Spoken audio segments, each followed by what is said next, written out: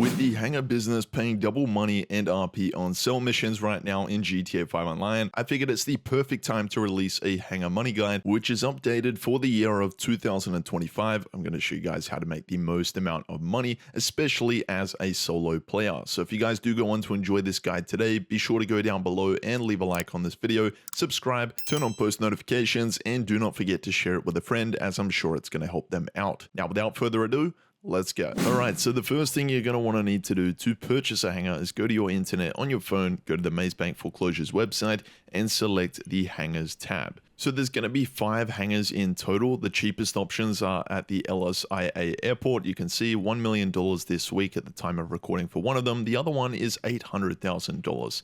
Now you can also get one in Fort Zancudo. I've got one up here. These are of course a little bit more expensive, but the great thing about these ones are that they are going to bypass the Fort Zancudo military base, where you would typically get a 5-star wanted level for entering the military base. So everything when it comes to upgrades is pretty much cosmetic. The only upgrade I would highly recommend you do invest in is the living quarters. This way you'll be able to set your spawn location to the hangar and spawn here every time. This week, definitely pick one up. You can get one for as cheap as $1 million. So now that you have purchased a hangar, you're inside of the business, you can make your way to the main office. So this is your office here, and you'll need to register as a SecuroServe CEO or Motorcycle Club president to begin your ascent in this business. So once you've logged into the computer here and you've sat down, you can see it on this overview board here. That is our total stock. You've got a maximum of 50 crates that you can collect with the hangar business, and you can see all the different stock levels on our overview screen. If we make our way to the source tab here, you can see there are 8 different supplies that we could get. We've got narcotics, chemicals, medical supplies, animal materials, counterfeit goods, tobacco and alcohol, jewelry, gemstones, as well as art and antiques. So you can see these are all the different supplies that we can get here. And if we go to the sell tab here, this is where you're going to be able to see how much you can sell each goods for. And you can see here the 5% bonus for counterfeit goods. Now I'm going to show a chart on screen very shortly.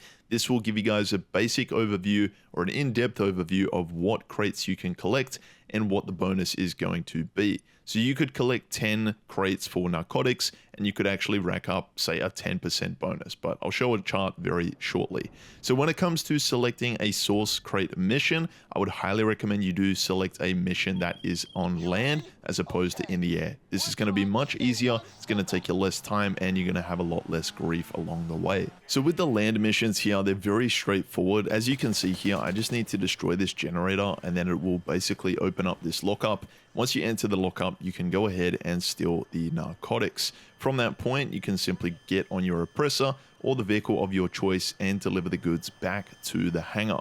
Now, this is where it's going to be super handy if you do own an oppressor Mark II or Mark I, just the regular oppressor.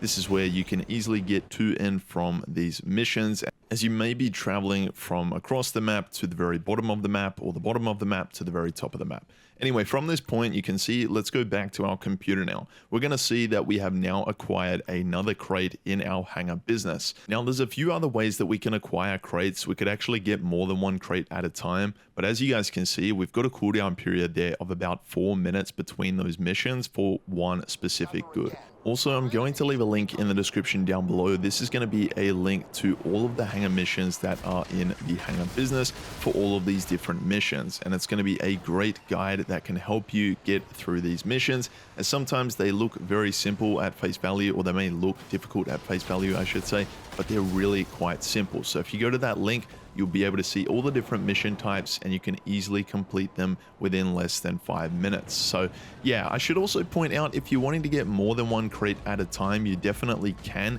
You just of course need to add some associates to your CEO or your motorcycle club business. So if you do have a full squad when it comes to a CEO or motorcycle club, then you can definitely be collecting up to 4 crates each mission.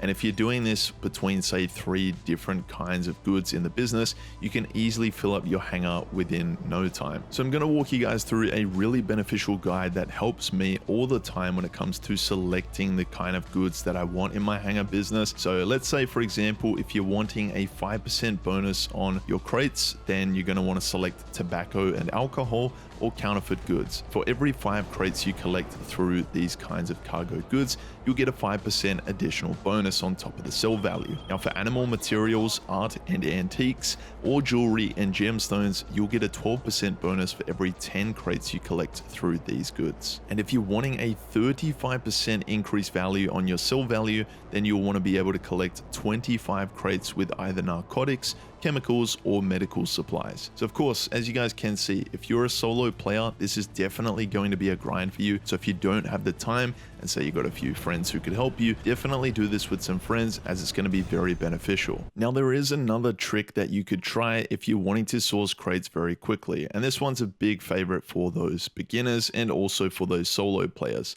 So let's say you are going ahead and you're doing your source crate missions at the same time as you're wanting to collect a few more crates, let's say. And what you can do is you can make your way to Rooster. He's actually going to be positioned here just below your office. You can go up and approach Rooster and press right D-pad. You'll then see the option to source special cargo. It'll cost you $25,000. However, you're going to be guaranteed at least anywhere between 1 and 3 cargo crates. So all you need to do is press X or A to select the source special cargo for $25,000. When Rooster walks away from his mark there, you'll just wait till he approaches that sort of bar, or that sort of grid on the bottom of the floor there, and from that point you can just close the application and just go and start GTA Online up once again. But first, I want to make sure that you do load into story mode, and be sure to have your spawn location set to the hangar. So that's a big one there. So once you load into story mode, definitely go ahead to the pause menu, go to online, and join into an invite-only session.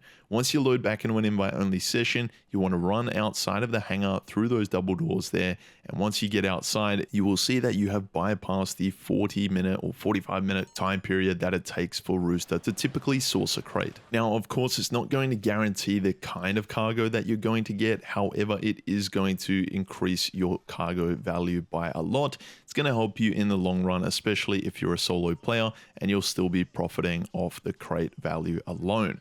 So once you've done all of this, once you have got the crate type that you would like, let's say you've got 25 crates of narcotics, you've got the 35% sell value, and you're ready to sell. Or let's say you've got a full hangar of 50 crates and you're ready to sell. You can simply go to the sell tab and select the land mission type. The sell missions are very straightforward. As you guys can see in the gameplay here, you're pretty much just getting the goods and delivering them to the drop-off point.